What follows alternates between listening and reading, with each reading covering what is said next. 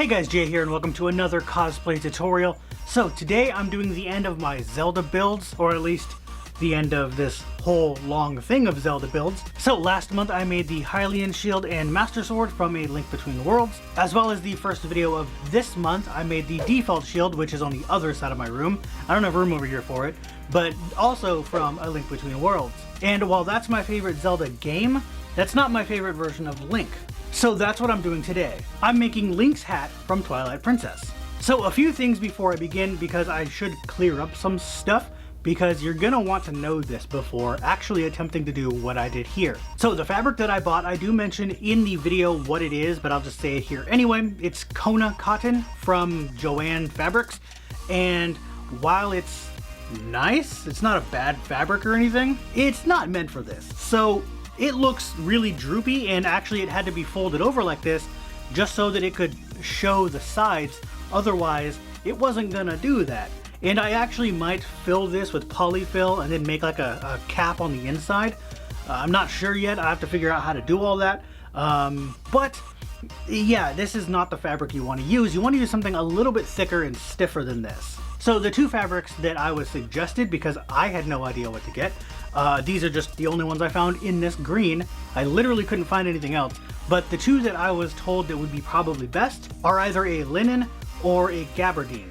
So I don't know much about them. I don't know fabrics all that well, but yeah, as you can see, this droops way too much. It shouldn't be doing that. It also folds over on itself way too much. So you can see on this side, it's a lot more folded on itself. It shouldn't look like that. So there's nothing I can do about it, but whatever.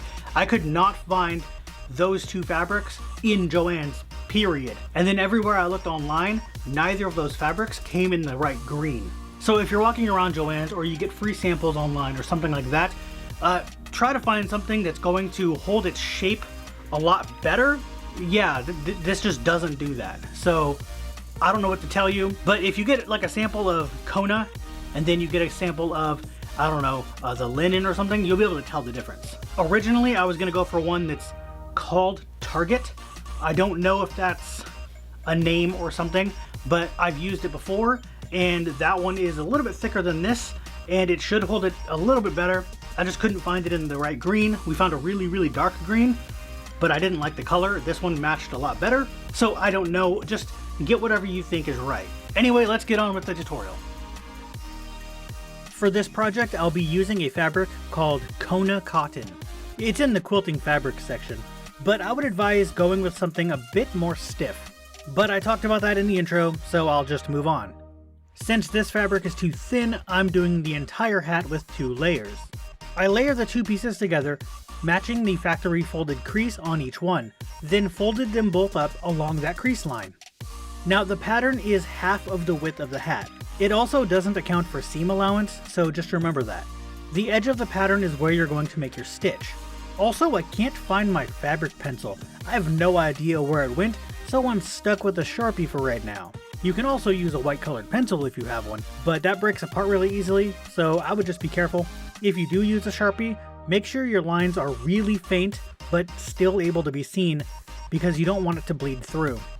I put the edge that will be marked fold on the pattern against the folded edge of the fabric, then traced out the template. I removed the template and pin along the longer line that I traced out. I put the pins in with the pointy side pointed towards the folded edge. This makes it easier to take them out when I'm sewing it together. When I cut the template out, I leave a little bit of fabric. This is going to be what would normally be seam allowance. As long as you cut this side out bigger than the template, you'll be fine. I cut the base of the hat, which is that smaller line, along the line that I made. You don't need seam allowance here anyway. Now it's time to sew the hat together.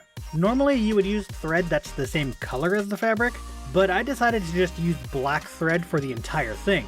This is because I want to have black thread for some of the seams, to help make them more visible, since it'll very slightly darken the seam and give it just that tiny bit of depth. Though it would look better if you lightly dusted the seam this is for with an airbrush, but that's the whole point of me doing this. I don't have an airbrush, so it's up to you. You can just use green thread if you don't care about that. This seam isn't the one this detail is for, but this one is on the underside, so no one will see it anyway, so it doesn't matter what color you use. but I'll get to those in a moment, and like I said earlier, I'm making the stitch along the line that I traced out. At both ends of the stitch, I like to go back and forth a few times, which is actually normal in sewing just about anything. It's how the thread doesn't fray and come apart. This makes the thread go over itself, locking it in place. Sewing machines will normally have a back button, which either specifically says back or backwards, or like mine, has a U-turn arrow just like the ones you see on street signs. And then after I finish the stitch, I like to tie the ends in a triple knot. You don't need to do this, it's just for extra security in my own mind. I cut off all that extra fabric on the side that I stitched up. You'll want to leave at least 1/8 of an inch. And near the tip, you'll need to get pretty close to the stitch, but be careful not to cut too much off. Then flip the whole thing right side out. If you don't cut enough of the extra fabric off near the tip, it'll bunch up and you won't be able to push the point all the way out. Once you start pulling that tip out with your fingers, you'll notice it gets pretty difficult. So you can use something like a pen, which all I have is this Sharpie, and try to push it out from the inside. I also used my scissors to finish the job since they were skinnier. At this point, depending on which version of Link you're doing, you could just hem the bottom and call it done. This would work for Ocarina of Time and Majora's Mask versions, as well as the many games that feature Toon Link. But I'm doing Twilight Princess, so there's a few more details. The first detail is a band that goes around the bottom. This would be similar to the hem that I mentioned, but like I said before, there are seams that I want to have some depth to them. This is one of them. I did the same thing as the hat and layered 2 sheets of fabric together, then folded them. And actually, this is the extra fabric from when I cut the template out. I pin the fabric so it stays where I want, and use a large T-square ruler because I liked the width of it. But I'm just making a long rectangle a couple of inches wide. There's no right measurement. Just make it whatever you think looks best. Just remember however wide you want it to be to give it about 1/4 inch of seam allowance. I pin it together just like the hat and cut it out. At first I cut it larger than the black line, but then I remembered that the black line was with seam allowance, and cut it again, just on the line this time. The strip is far longer than I need it to be, so I align it to the base of the hat where all of the cut edges are all facing the same way, and mark where I need to sew the band together. Then I just sew it up, and I cut the extra off. When I pin the band to the hat, I line them up so that all of the cut edges are on the same side, with the hat right side out and the band inside out. When the band is flipped down, all of those cut edges will be inside the hat. I take the plate off of the front of the sewing machine so I can slip the hat over the smaller section, which is actually the exact reason sewing machines do this. It's for sewing around sleeves, pant legs, and other things that need to rotate around the base of the machine. Also, after I made sure the band was placed correctly, I changed out the pins for these clips. These are much easier to use on something like this. With that done, I move on to the last stitching detail that I mentioned earlier.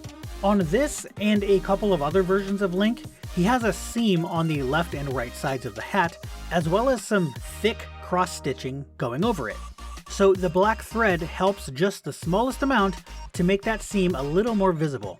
All I'm doing here is marking 18mm up the side of the hat so I know where I want the seam to stop, and sewing a stitch from the base with the band folded down because this seam goes all the way to the bottom through the band, and I start about 1/4 inch from the edge along the bottom and make my way up, getting closer and closer to the edge until I reach that mark at the edge. Also, on the first one of these, my bobbin ran out. For those that don't know, that's the thread coming from the bottom of the machine. So I had to put a new one in and start back up where I left off when I ran out. I tried to just go back over it, just like I do at the start and the end of a stitch, but I missed by like 2mm. So I had to use super glue on the end of the first stitch and the beginning of the second stitch to stop the thread from coming undone. And the last detail is that large cross stitching.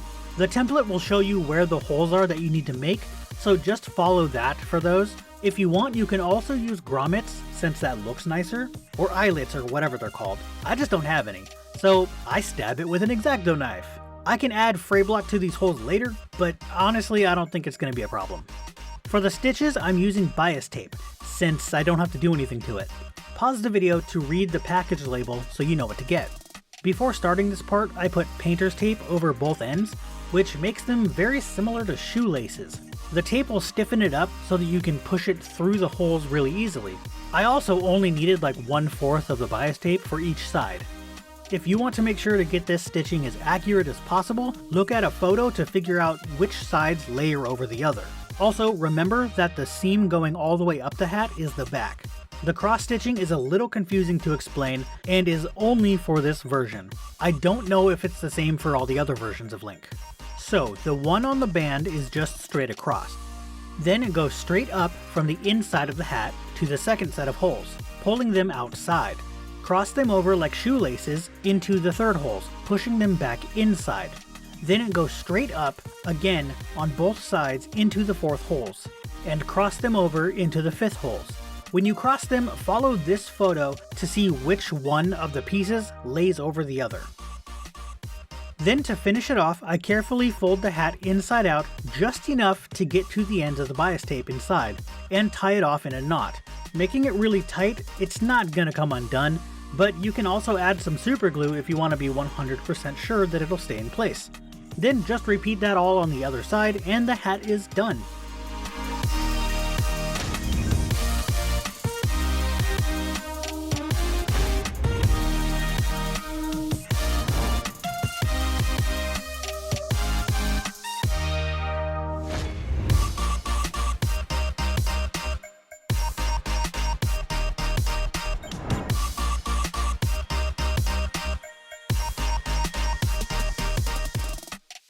Alright, so there's the tutorial for the hat for Twilight Princess Link. I mentioned in the tutorial that if you didn't do the band on it and you just did a hem and then didn't have the stitches, that it would be for a couple other versions of Link, like Ocarina of Time or Toon Link and stuff like that. I didn't mention though that if you did the band a mustard yellow and didn't have any of the stitches on it, that's basically a Link Between Worlds Link, or A Link to the Past, or those versions of Link. Obviously you would want to use a lighter green for the hat because that version has a lighter green tunic and hat, but it's the same idea. Anyway, I hope you enjoyed the video. If you did, go ahead and give it that thumbs up, subscribe for more, and I'll see you guys later.